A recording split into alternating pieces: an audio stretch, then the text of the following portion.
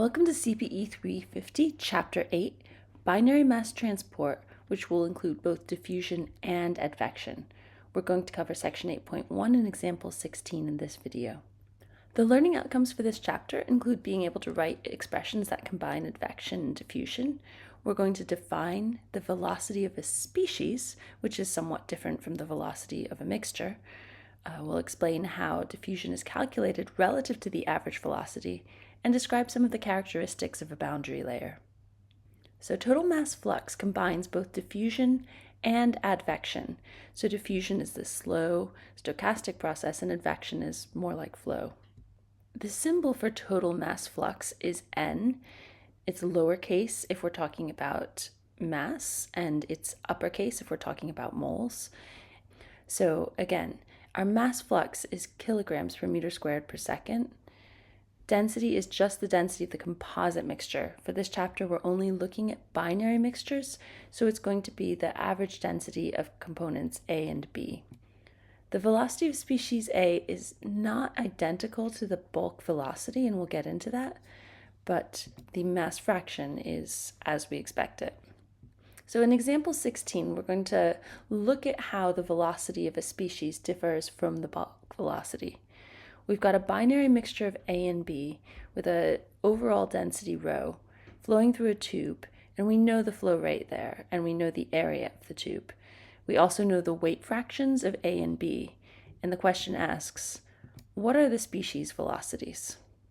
So here's our scenario, and this question isn't asking for a flux, and it's not asking for a concentration profile, so it's one of those extremely strange problems for this module in which we're not going to be using either Fick's law or the governing equation. We're going to be using dimensional analysis to solve this. So the definition of fluid velocity differs from what we think of the velocity is using Newtonian mechanics. Newtonian mechanics show that the object's position depends on time.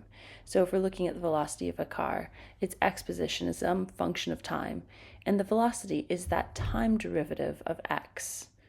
It's not really the same for fluid flow because we're not looking at single objects, we're looking at a continuum of molecules which are mixed. So it's more convenient to define the velocity as the flow rate over the area. And that, of course, gives us units of meters per second.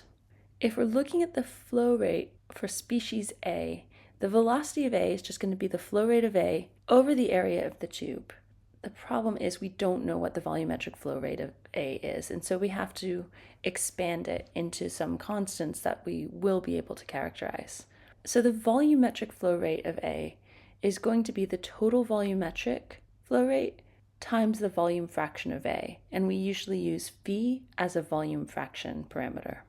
So now our goal is to use dimensional analysis to derive an expression for phi A, which has the dimensions of the volume of species A over the total volume, as you would expect for a volumetric fraction. Starting with the inverse density of the pure species A, and that's what the asterisk means, pure species. We have the volume of A over the mass of A, and that gives us the right numerator. Now we need to get the total volume of A plus B in the denominator somehow.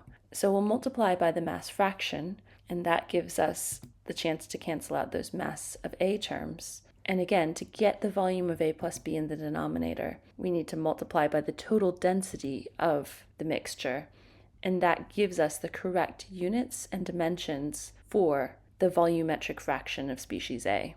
Once we have an expression for phi A, we can plug that back into our velocity expression, fill in the constants. We can simplify this by noting that the total density times the mass fraction of A is a parameter we call rho A. And so that allows us to further simplify our expression for the velocity of A.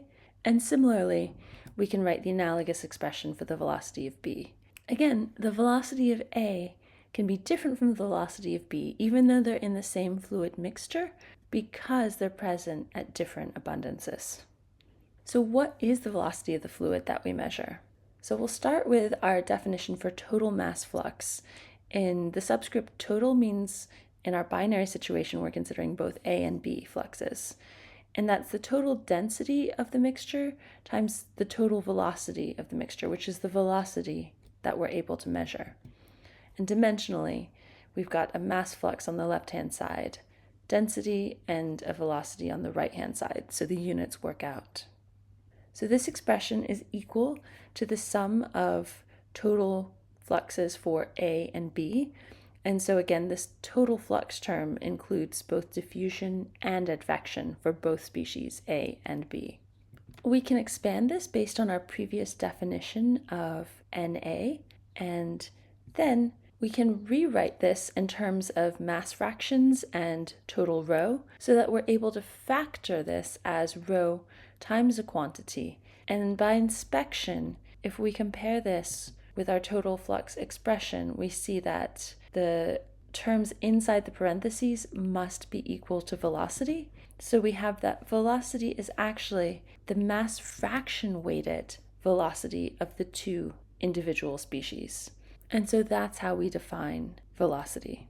To get the molar flux, we can divide both sides of our mass expression by molecular weight. In the case of species A, we'll divide through by the molecular weight of A, and we get that the molar flux is equal to the velocity of A times the density times the mass fraction over the molecular weight, and this can be simplified into the concentration. The total mass flux of A and B combined can be written as a total concentration times a total molar velocity, which we call V star. And in this case, our overall concentration is the moles of both A and B over the volume of both A and B, and V star is the concentration-weighted velocity. So these are all the important terms we need to be able to solve problems involving advection and diffusion for mass transport. Thanks for listening, and I'll see you for the next chapter.